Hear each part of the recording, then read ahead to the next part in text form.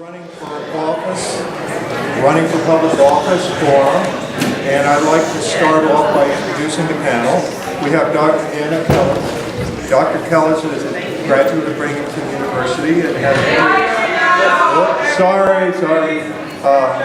I have to read and look, it's hard.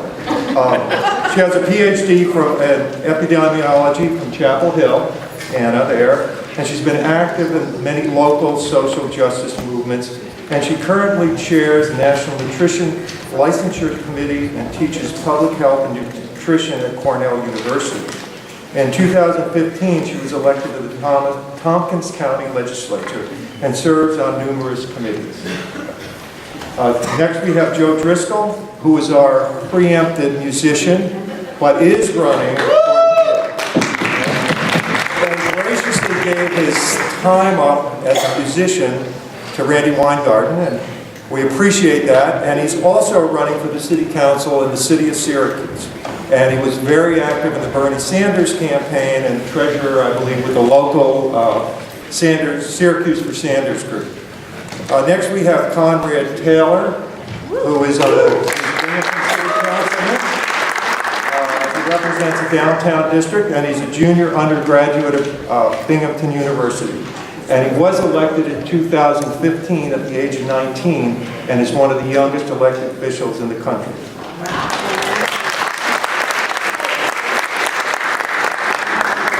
Anybody who was downstairs at lunchtime heard Christine give her excellent speech. So you know all about her, and make sure you contribute, because we've got to get the 9th AD change things in the nature in Albany.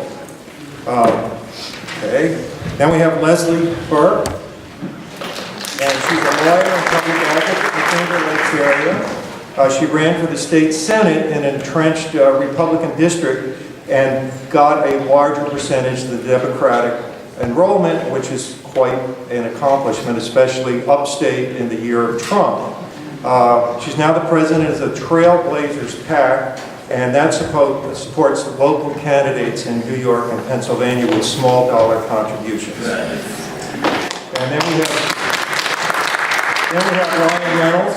He's the mayor of Whitney Point, New York. He was elected in 2010 at the age of 23, and he was just re-elected in the recent village elections. Awesome. And then we have Patrick Nelson, who is in the 21 CD with me and a former Bernie delegate.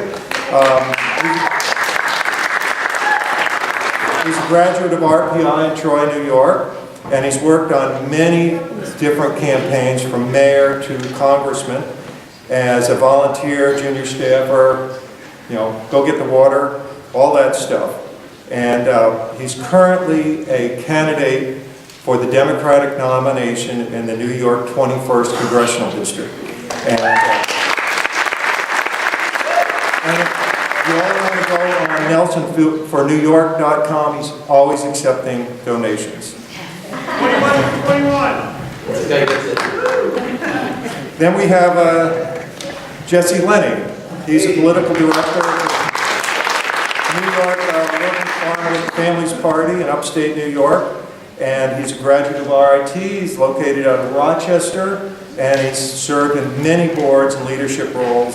Especially, he's very proud of Metro Justice, and as I said, he's the political director for western upstate New York.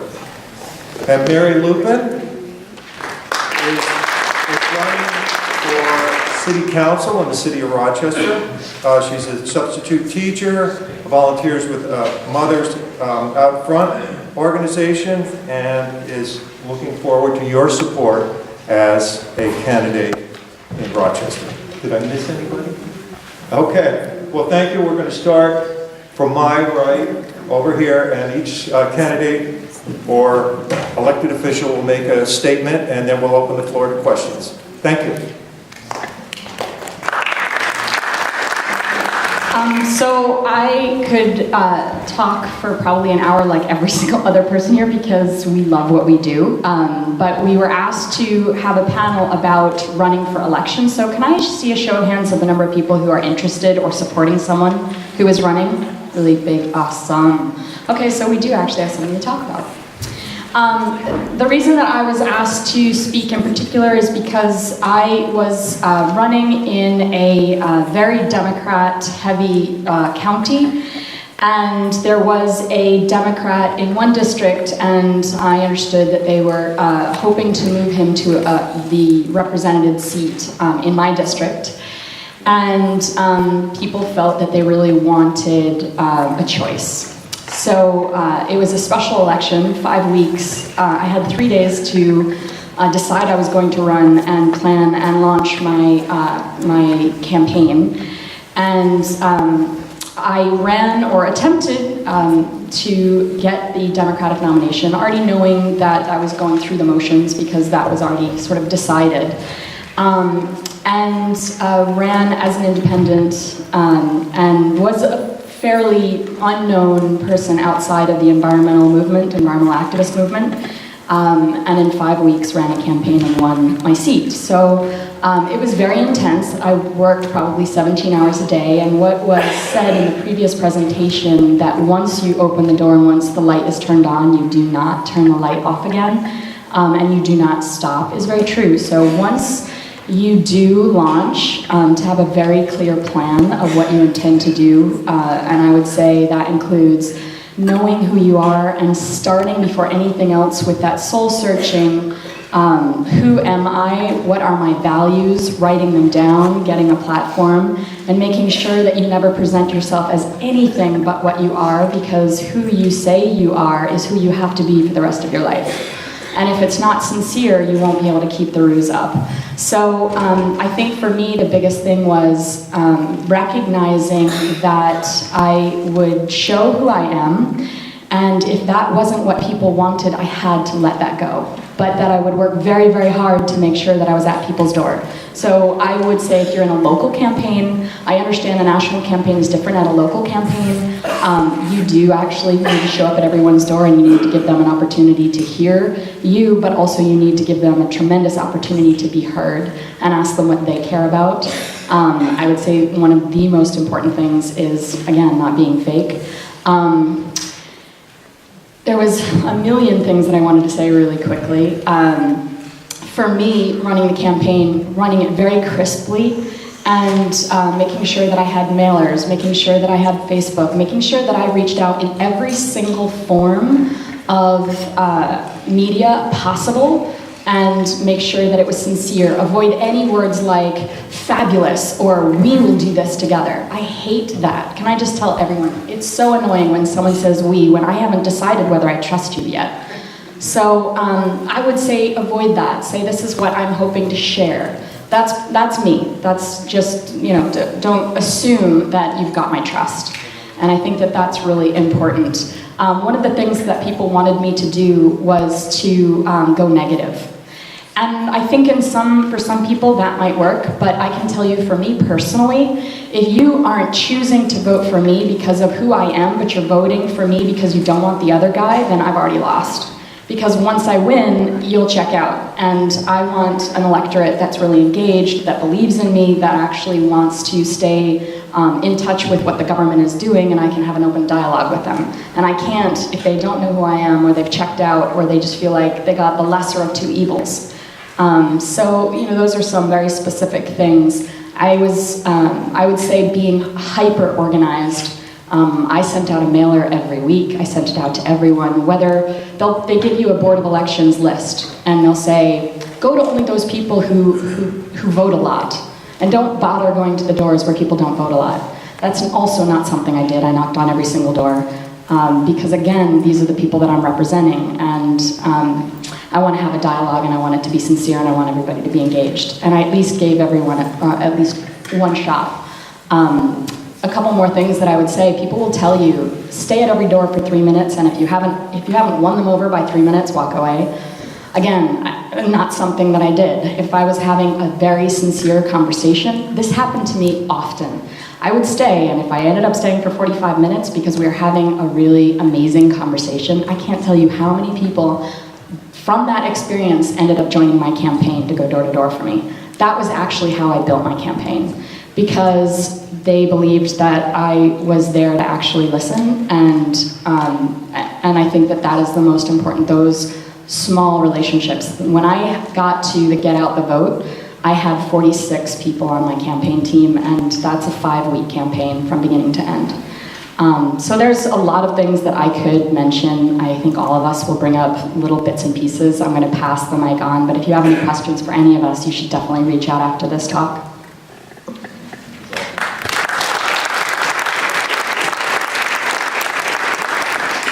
So thanks for that. That was pretty cool.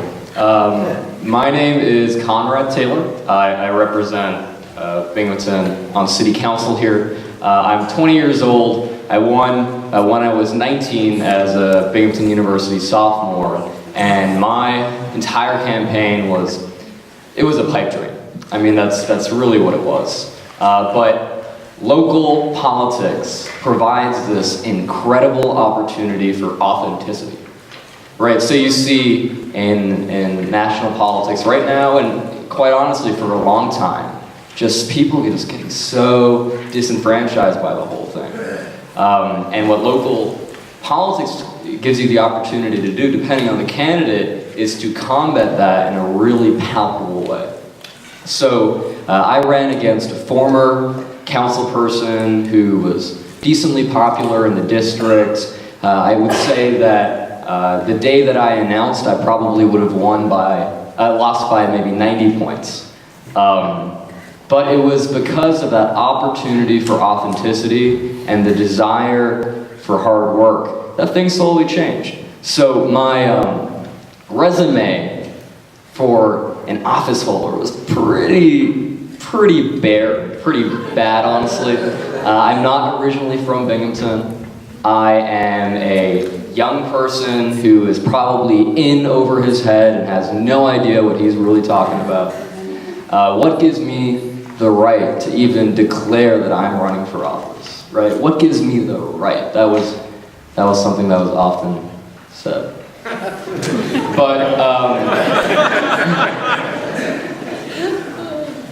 But I told them. So for example, you talked about going negative or whether or not you should do that. The amount of people on my campaign staff that said, Conrad, go negative. There's so much to talk about this guy that is wrong for Binghamton. I mean, and it was legitimate stuff. But I didn't. And why? I'm not exactly sure. Because this guy was saying, like, you know, all these negative things that I'm talking to you now, talking about my poor resume in that way. But I decided to stay on the positive. So throughout my campaign, I knocked on every single door in my district at least 3 times. That's thousands and thousands of doors. My opponent, and most people that run for office here in the area, don't do that. So yeah, I might not originally be from this area. I might be a young guy whose only qualification is that he's gonna work hard and is passionate and has bright ideas. You know, I don't have anything on my resume to show for that. But guess what? Every single person in my district, unless they, you know, were already entrenched in local politics, they saw me as the candidate that was from the north side or from downtown and actually represented their interests, because I had already been at their door like 3 times by the time they even heard of this other group.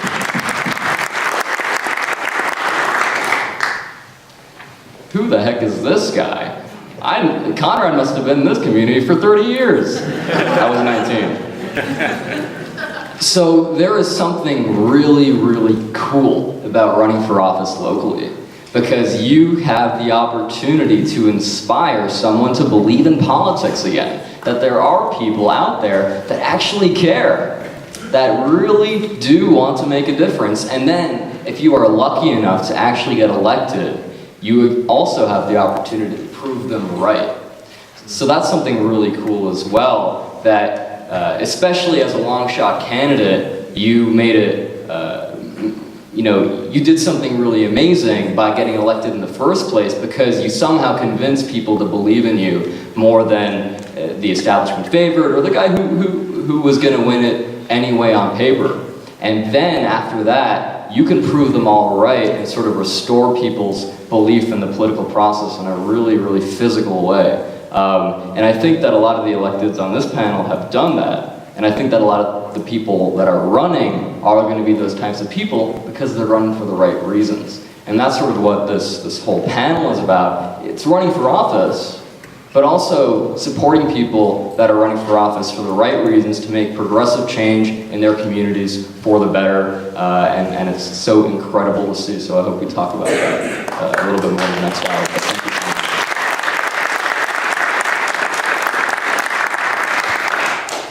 Hi, I'm Leslie Danksberg, and I ran for New York State Senate in the 58th District last year in November, and I got 45% of the vote in a district that's only 32% Democratic.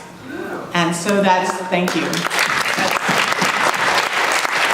That's 13 points over the base Democratic registration, and that didn't happen too many places in New York State or actually anywhere for Democrats running against incumbent Republicans in 2016, but unfortunately 45% only gets you the presidency in this country. So I didn't win. But I believe very strongly that the reason I was able to get that 45% is not because of me as a candidate. And I think a lot of the information that we heard in our last presentation about social media and messaging bears this out. It's not as much about the candidate themselves as it is about the message and whether the people in the community can connect with that message and whether it resonates for everyone. Because what you're doing when you're running for office is you're putting yourself out there, but you're also asking people to choose you as the spokesperson for their concern. And that's a big ask of a community, to ask a community to pick you as their spokesperson. And so since the election, what I've done is I've founded a PAC called Trailblazers PAC, which is dedicated to helping people run for local office who stand against corruption and stand for transparency in government. And what we do with our Trailblazers, the candidates that we endorse, is we teach them how to get that message out in their community through their fundraising vehicles. What we do at Trailblazers is we endorse candidates who include a message of openness and transparency in their platform and who also are willing to fundraise from within their grassroots base. I want to give you a couple of other statistics about my campaign. We outraised every other state Senate candidate who was running against an incumbent last year. We raised $670,000 within our campaign alone, and then we had multiple contributions that came in on the back end from groups that were supporting us, particularly NYPAN. I'd just like to give a shout out to the teachers who supported my campaign. But to me, the more interesting piece about that fundraising was that 83% of the donations to my campaign came from within the southern tier and the Finger Lakes. In contrast, my opponent's campaign raised a similar amount of money. Actually, he had a war chest coming into it. He didn't raise that during the campaign. He raised less than I did, but he had about the same amount of money to spend. But 60% of his donations came from large corporations in New York City and PAC interests in Albany. So that's a real difference between the people who were funding my campaign and the people who were funding my opponent's campaign. And I believe that that gets down to message. It got down to the nuts and bolts reality that the folks who were investing in my campaign were also going to be voters. They were also going to be people who showed up at the polls. And so what we do at Trailblazers is we help candidates understand that the huge value in fundraising is not the dollars that you actually bring to the table. Sure, it's great. Then you can buy yard signs, you can buy bumper stickers, you can buy ads in the penny saver, whatever it is you want to buy for your local campaign. It's actually that you then have invested people who are going to go tell everybody else about your campaign. I'm traveling around New York State and Pennsylvania now doing a fundraising seminar, and I'll just give you the real highlights of it. They are, you have to have a message. That message has to be authentic. It has to be real. You have to ask for donations. You have to get donations from inside your district, and you have to ask for them. That's a hard thing to do. We don't like to talk about money in America, but you have to. And you have to know how to reach the folks that you want to talk with. You have to make sure your campaign has a database. And so any of you who are thinking about running for office, I just want to let you know that those sound like really nuts and bolts basic things, but write them down. Message, ask, and database. And if you have those three things, you can run a winning local campaign.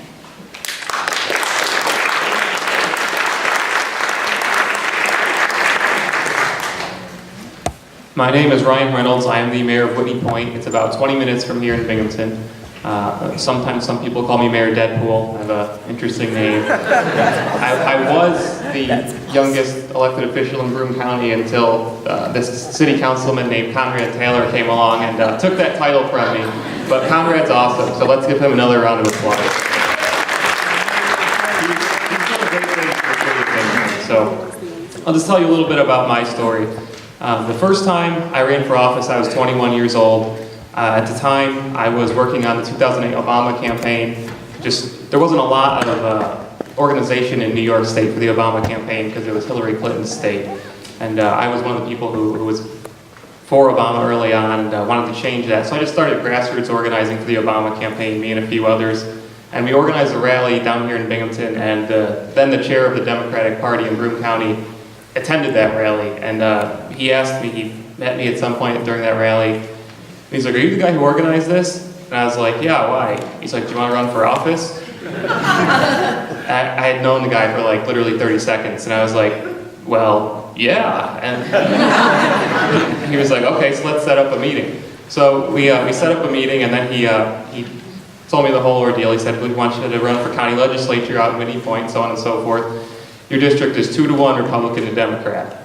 I said, "Okay, I'll do it." So I went out there and I worked as hard as I possibly could. I just went out and knocked on doors, met people, talked to them, got yelled at, heard about what their concerns were. Going door to door in a rural area is definitely a unique experience.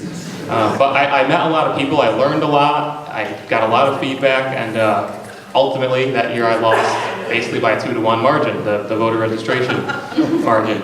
But I worked really hard, and I decided to, almost immediately I looked back and I said, I want to do it again, I want to run again. So I ran again in 2010, and I gained a few hundred votes over the last time. I still lost, still got my butt kicked, but I gained a few hundred votes, and I was like, all right, I'm making progress. I'm getting my message out there, I'm meeting people. So a few months later, then the mayor of Whitney Point called me and said, "Hey, I've seen you marching up and down the street for the last 2 years. Somebody on our village board just resigned, and I want you to take their spot. We need some new ideas. We need some young blood on our board." So I said, great. So then I became a member of the Board of Trustees. So I served on the board for 4 years, and then the mayor at that time decided to retire, and I immediately knew that I wanted to step up. I then had experience on the village board. I had worked on a lot of the issues, met even more people, and I knew I wanted to run for mayor. So I did run for mayor, and it was a very intimate election. When you're running in a village of 1,000 people, you and your opponent are knocking on the exact same door as your own neighbors, and you're asking, you're looking outside and you see your opponent talking to your neighbors. Like, it's kind of an emotional experience. But in the end, I won by 10 votes. We had to have a recount.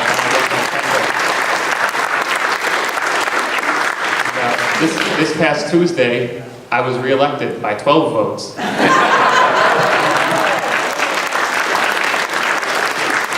So the thing that I want to reiterate to people, and what I always tell people, is you need to be yourself. Several others have reiterated this. You need to be yourself, and you need to have a strong message, and you need to present a vision. When I look back, I think that's what differentiated me from my opponent is that I was presenting a vision for where I wanted Whitney Point to go, and I wasn't scared to say it.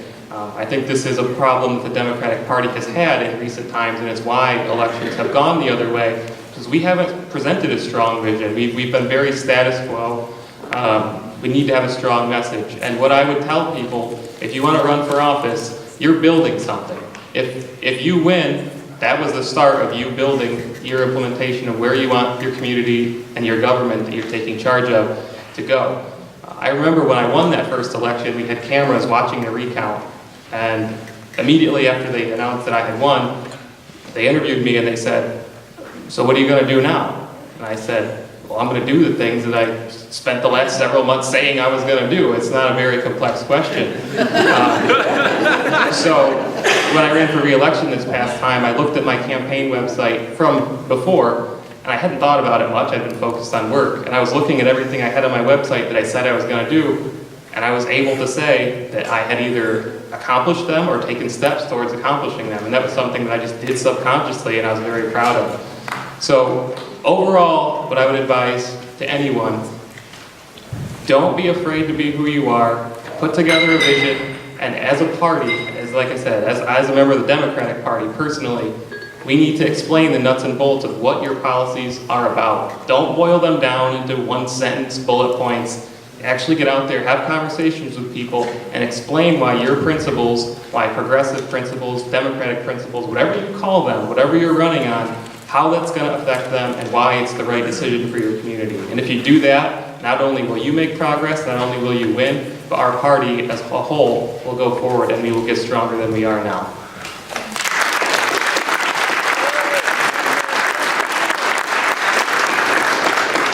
Hi, I'm Mary Lubian. I'm running for City Council in Rochester, New York.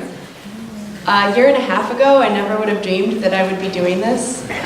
My journey started as part of a climate change organization called Mothers Out Front. I was voluntold to lead a march and speak at it, something that terrified the crap out of me, to be honest. And the night before the march, which is when I wrote my speech, all of it just came out, and I wrote it all in one fell swoop. And I put a lot of personal examples in there of how climate change was really affecting me. And then I sent it to a friend to review it, but not before I took those examples out, because I thought people might think I was crazy. And then she sent it back and said, you know, you really need personal examples here, here, and here. So I put them back in, and when I gave my speech, I realized that it was those personal examples that really connected with people. And I also realized that when I was passionate and had something to say, my fear of speaking in front of people went away. And then right about that same time is when Bernie started to be coming on the scene, and I took the organizing skills that I learned with that group and just started gathering people together. And we ran a really successful campaign in our county, knocking on 20,000 doors and almost beating Hillary by, I think we lost by 3.5 points. But that experience really changed me, because I previously didn't really connect, living in a democracy and then the need to participate in it. So I kept going, and I followed, Bernie's request. If you really want to create change, run for local office. And it went from, I'm going to run for city council, to, oh my God, I'm running for city council. And what that all means. I was helped because I had been working in the community for 10 years, and what was just said, I can't remember his name, but you can't fast track building a list, and I had all that time to build my base, never thinking I would use it for politics, but it's really helped me. And those people in the community who knew my work and knew that I wasn't just saying it, I really meant it, they helped make connections for me in the community. And so my strategy has really been getting out and talking to as many people as I can. I can't tell you how many meetings I've had at coffee shops, and actually I just had a meeting last week in the top floor of a lawyer's office in a big building downtown, somewhere I never thought I would be before. But having the courage and conviction to know that what we're all talking about is the right thing and it's justice gives me the courage to talk to some of these people that I never would have had before. But getting out there and having them get to know me has pushed things forward for me in a way that I didn't really expect. We just had our Democratic designation meetings, 3 out of 10, and I heard from quite a few people that people were voting for me that hadn't talked to me, but it was because of the connections I was making in the community and that their word went really far. And actually, we had 5 seats up at the same time, and in those 3 meetings, I made it into the top 5 out of 16 people, which is crazy to me.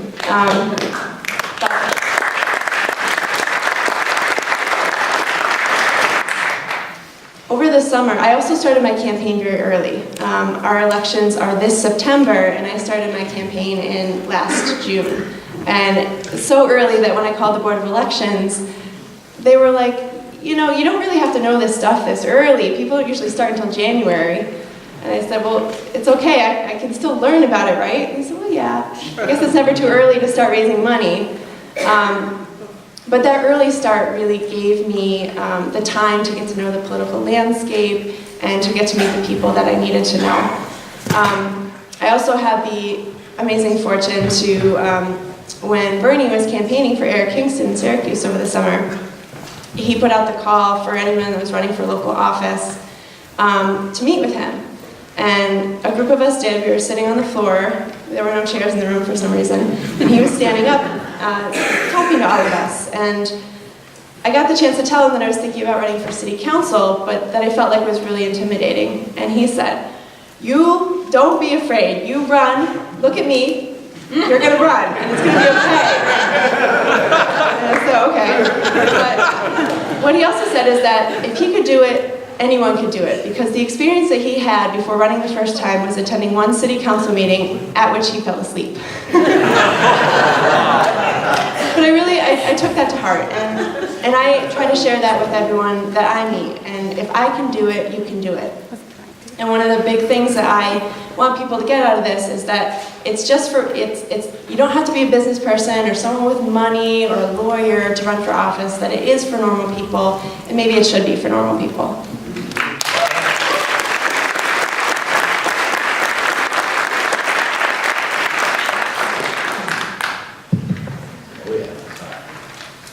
Hi, my name is Christine Pellegrino. I'm a candidate for the New York State Assembly in District 9 on Long Island. It's a little far away from here. I will echo so many of the things that my distinguished colleagues have said so far. I, however, do not have a long time for my campaign. We just announced and raced to the 23rd of May, which is just under 60 days, which is incredible to think about. Running and winning an election in less than 2 months' time with all the things that need to be done, sweating the whole time, but really invigorating and extremely exciting and thrilling and overwhelmed. I am a teacher. I'm a mom, I have 2 girls, and I never expected to actually be sitting in this kind of position saying, yes, I am running, yes, I will. It became obvious as my advocacy in public education that there was a need for those of us standing on the outside to actually be on the inside. It wasn't enough to go to your union meetings, or to rallies, or to hold signs, or to speak with legislators, that we actually needed to be the legislators. And as I said to Zephyr when I saw her in the hallway, that she inspired me so much because it was her question to those of us who were becoming active that we should consider running, and especially as women, that we should be in the forefront of the movement to get more women into offices up and down, from Washington to Albany to local city and village and school board offices. So my election came up very suddenly. There was a little bit of a corruption scandal attached to it, and my assemblyman vacated his seat to take another position. And what I had always said was, I would run for that seat if I had the chance, not realizing that it would actually happen. So I think when the universe hears you, it makes things happen for you that test you in ways that you've never imagined. And that was part of the Bernie Sanders movement and campaign. I was a Bernie Sanders delegate, and things that I was able to achieve and people that I was able to meet and network with helped me to realize that I had abilities and talents that I was not necessarily tapping into fully. Love you, Christine!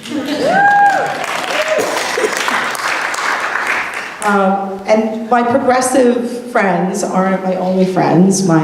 My opt-out friends on Long Island, which is a hotbed of activism, is really where I come from, and that's where my campaign is based, and that's where my roots are, and that's, I honor that. Because education, the place for education and fighting and advocating for education is in the halls of Albany. So it makes the most sense for me to go there and to become an advocate for not only my own children, but for children across my district and for kids across New York. To be able to get their fair share of funding, to be able to fight off the privatization attacks, and to be an ethical and transparent legislator in a very Republican district for the constituents of the 9th District. Thank you very much.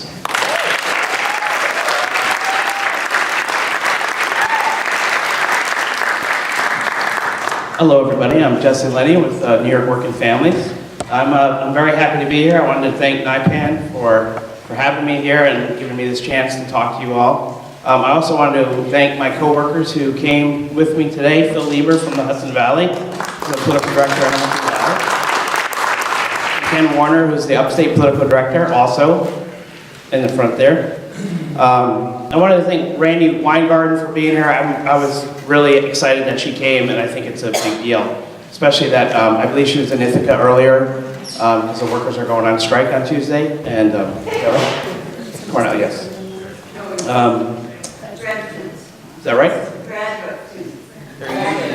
The adjuncts, right? Graduate students. Okay. That sounds, I think there sounds like there's a couple things happening in Cornell. That's good. I also want to thank the elected officials that are both on the panel, but I wanted to recognize any elected officials in the audience. Can you raise your hand if you're currently an elected official?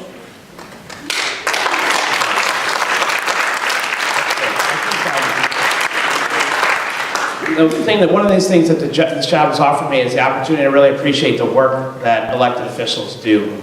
And we really, part of our message and our strategy is to sort of embrace, be a part of this movement that's happening and help people get to the point where they feel that being an elected official is somewhere in their path of service and their path of resistance, as we're calling it now, because I think it's so important to the work that we do. And I think the WFP's got a very important role in this moment. I feel like we've been pushing, sometimes beating our head against the wall with a strategy, a grassroots strategy of direct voter contact, of grassroots fundraising, of winning elections, and I feel like we've gone, this election has shown in such sort of horrible consequences that elections can have, and I think by inverse, it can show the things that we can accomplish if we can win some elections. And I think where we've been strong advocates for the last 18 or 20 years, I think we've become zealots, given the fact that our opposition has won a lot of elections, and we definitely, there's a movement out there looking for an alternative strategy, and I think we are looking forward to working with you all on that. Part of that work is what we are calling the Progressive Candidate Pipeline Project. I've been lobbying to call it the Progressive Candidate Farm Team Project, at least in upstate.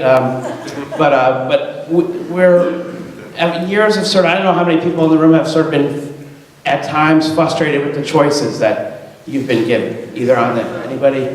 Feel me out there? Well, we've done our utmost to help the Democratic Party win elections, and despite that frustration. And one thing we've come to understand is that we need to do a lot more work and figure out how to re-gear ourselves to help people populate the local offices that end up becoming assembly members and state senators and Congress members. Because if there's great people in those offices that know how to talk to voters and know how to raise money, we can win those higher elections with people that we can actually be excited about. I also am very excited about the work we're doing with a group called Local Progress, which is for elected officials. The Working Families Party really founded that organization in New York State. It existed nationally for a couple years before we did, but we founded the New York State chapter of Local Progress, and I think it will go a long way to making work a lot easier for folks who are in elected office. And then I want to be brief, but I want to plug our series of candidate trainings that are coming up. If you're in New York City, there's a training on Saturday. I don't know where it is, but it's on Facebook. If you live anywhere near Batavia, New York, there's a training on April 11th. If you live anywhere near Syracuse, New York, there's a training on April 22nd on Saturday afternoon. And if you live anywhere near Potsdam, there's a 2-day training on the 29th and 30th. And this is the last 4 in a series of trainings we've done where we put this on Facebook, a Long Island training on Facebook in November, and it exploded on Facebook, and of course it was. And there was something like 150 people there, and there was hundreds of people registered for it, gave us information about themselves and their interest in running, and there was thousands of people who saw it. So we immediately acted. We scheduled them all across the state, so literally you could, if you live in New York State, you could drive an hour and a half and get to a training. And we've had, I think back to 3 years ago when we started this program, we worked with Wellstone to have a training in Syracuse, and it was all I could do to get 7 people in a room. And now we're having 20, 30 people in Elmira, Potsdam, Batavia, and the Syracuse one will be huge. And with that, I'll pass it on.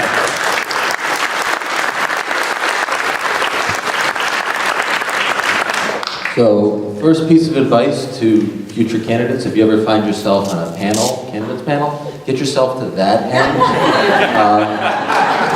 Talk about tough acts that follow. It's an honor to be up here with all of you today. Thank you for being here.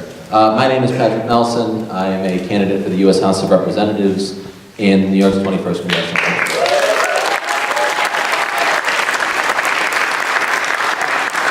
But where I come from as being a local candidate. I ran for the town board in 2015 in a town with a 2-to-1 Republican over Democratic enrollment advantage, and we were the first Democrat in 10 years to break 40%. We did 10% better than any Democrat had done in 10 years, and I think it's very likely we got more Republican votes than we actually got Democratic votes. The Democratic turnout, not your thing, is a real challenge. But I'm a field organizer, and I figured that in my time up here, I could take a bird's eye view and do a very poor job, or I could talk about one specific moment on the campaign trail and try to go into a little bit of depth. So I want to talk about the moment, and this only happens every so often, when you go and you knock on a door, and lo and behold, somebody answers. And what's more, it's the person whose name was on the list when you went to see.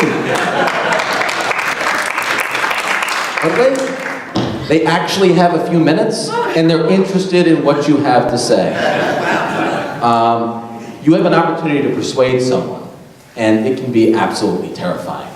But these are the moments that make or break an election. So I'll tell a story. When I was an intern in the 2014 cycle in CD 21, old habits die hard. I was knocking on doors in Glens Falls, and a gentleman answers the door, and was a Republican on the list, and we got to talking, again, violating the 3-minute rule. We got into depth, and we started talking about tax policy of all things, and he goes, well, I just think that this progressive taxation where we tax the rich more is just unfair. Why don't we have a flat tax that just says everybody pays 10% of their income? That's fair. And my initial reaction, and I'm sure we've all done this on social media at some point, is that you want to go to Google and you want to grab 1 million studies and a bunch of logic and reasoning, cram them into the business end of the blunderbuss, and you fire it at your opponent's head saying, you're wrong! Can't you see that you're wrong? But I didn't do that. And we know from social psychology that if you're of opinion A, and I'm trying to convince you of B, and I just take a stack of evidence and just slam it on the table and say, here's all this paperwork that says you're wrong. Not only have I not convinced you, I've reinforced your belief in the thing that I was trying to persuade you away from. You can't persuade through force. So he says, the 10% flat tax. And I go, well, you know what? Maybe I'm wrong. Let's talk about it. And I admit, it sounds fair, right? You know, everybody pays 10%. If you make more money, you pay more money. If you make less money, you pay less money. But let's consider two people. Let's consider someone who makes $1 million a year. Ask John, can I ask you a question? Consider someone who makes $1 million a year, someone who's making $20,000 a year. 10% of $1 million is, anybody? 1 million.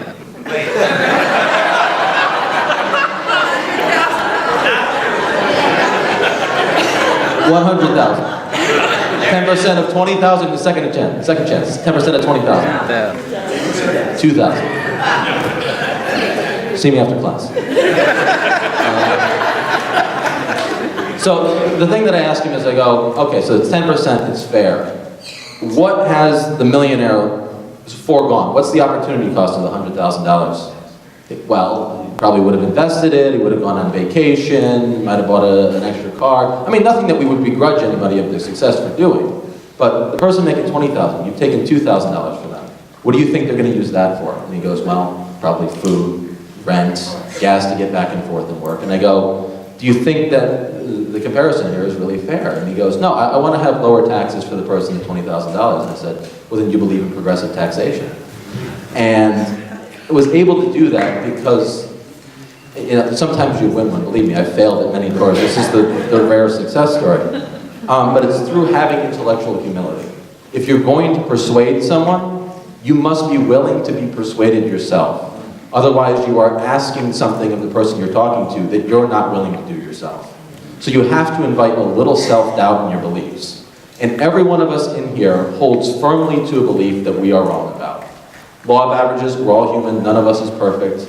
You know, we think we're right on a lot of things, and obviously I believe the same thing, but in some places we are wrong, and we have to be, have the strength of being vulnerable and being willing to go to a place of uncertainty with someone, because that's the only place where you're going to be able to persuade them with. So have the courage of your convictions and have the courage to invite a little doubt in. I know I'm running out of time, so my ask to you is this: run. If you've run before and lost, run again, you'll be better this time. We need a new generation of grassroots candidates and organizers that raise the standard of civic engagement in our country and the world. We face challenges like never before, and we only have so much time to get things right. I'm here to help in any way. You can go to my website. If I can be a mentor, if I can share experience with you, it's there. And I've learned over the last 5 campaigns and now the 6th one that there's really truly only one way to run for office, and that's together. Not me, us, right?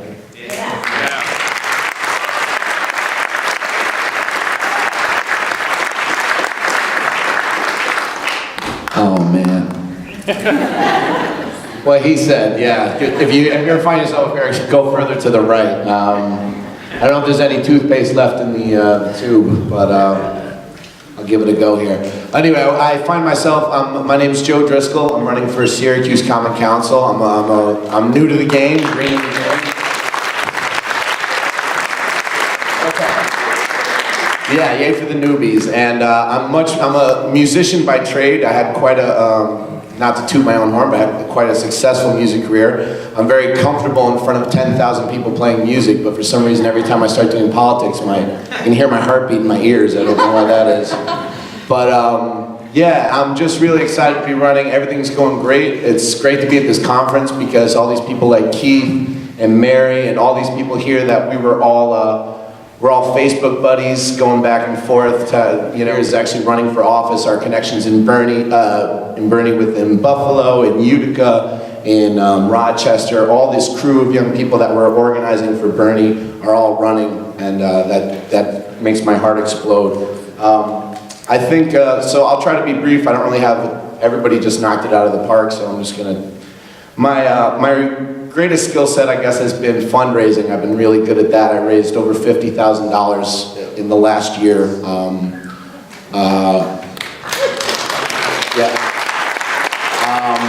Not all for myself. I raised 24 for Bernie, 18 for Standing Rock, and 10 for myself.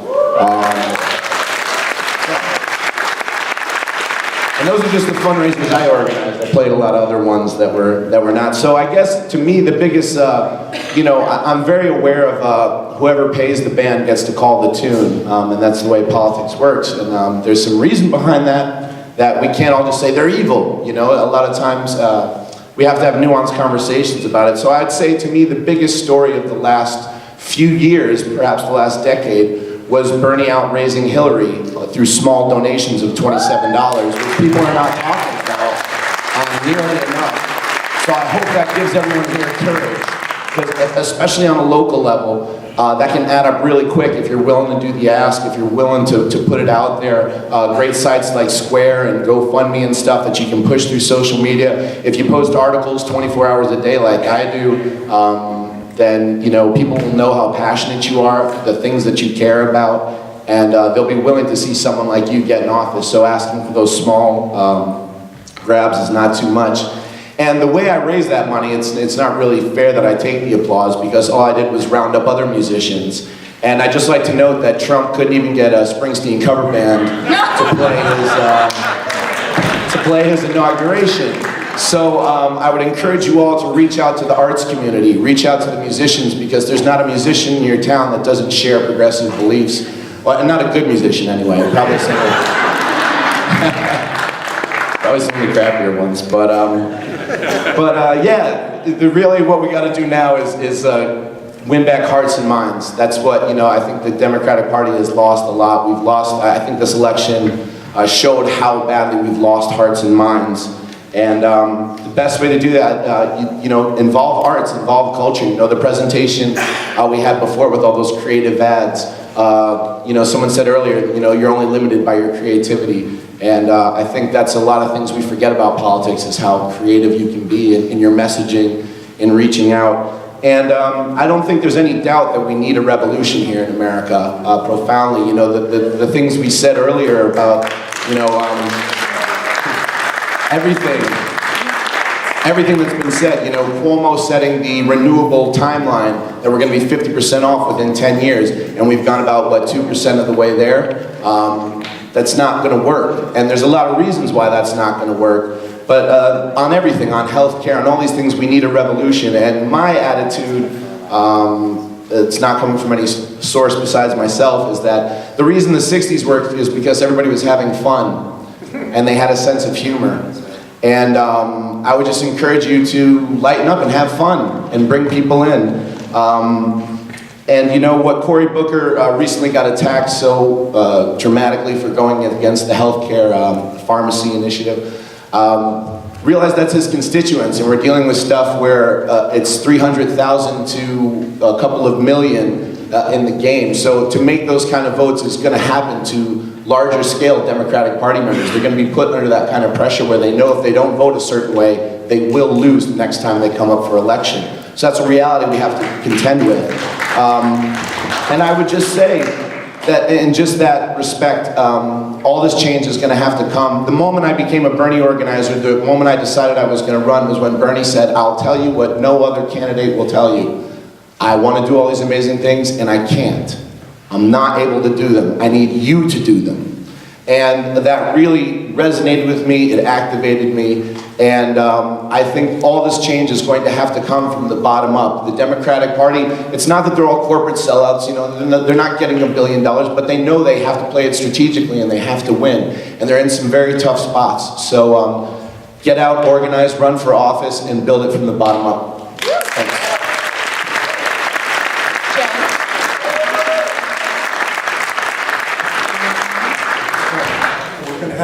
We're going to have a few minutes for questions, and I just want to take the facilitator's prerogative here, because I've been a candidate myself, and there's a couple of things. One, I'm 1 for 4 out of elections. That's batting 250, which isn't that bad, so you have to keep running. I've also been labeled the perennial candidate by the local newspaper, and I've also gone knocking on doors, and someone I had never met before said, I know who you are. You're an arrogant, elitist prick. So you don't want, don't get discouraged. So if we could, if there's any questions?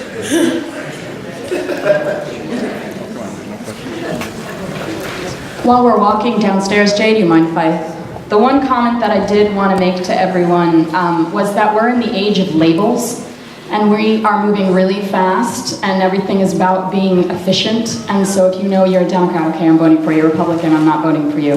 But the truth is, when you get to someone's door, you're you. And I would say I went to every Republican and every Democrat's door. I was running as an independent, and the truth is that you're selling you, not a label, and to remember that. And to every single person that you are speaking to at any one point, it's kind of that Zen. That is the only moment that matters. So make sure that you're fully present with that person, because in that moment, that is the only person that matters.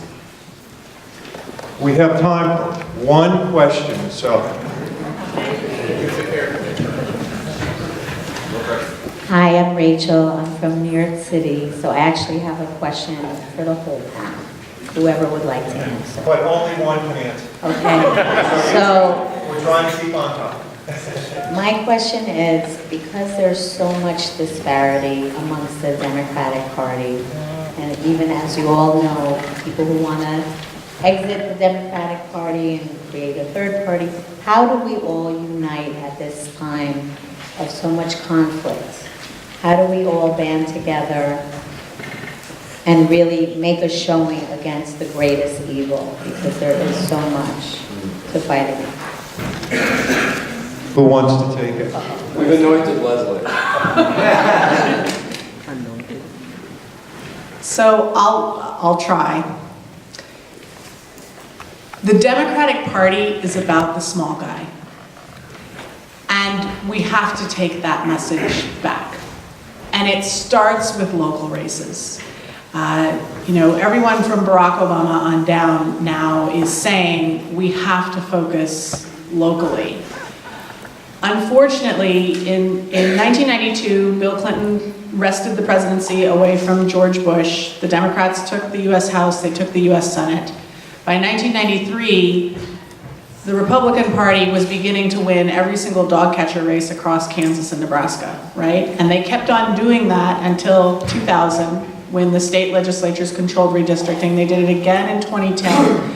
And then in 2016, we had an election where not only did Trump win the presidency, the Democrats lost the United States House, they don't have the US Senate anymore, and 32 state legislatures are entirely controlled by the Republicans. That's not a one election event. That's the culmination of 25 years of pretty impressive planning. The Democratic Party is about the small guy, and we have to get back to that. We have to take our message back. And whether you're, here because of the Bernie Sanders movement, whether you've been doing progressive politics for decades, whether you just showed up after November 9th, you can know that if you get involved in the Democratic Party, there's a real opportunity right now to make it what you want it to be. Because there is this soul searching going on. So you can step in, you can join your local Democratic committee, and you can really have a voice and change it into what you want it to be. And every single one of us in this room should be doing that.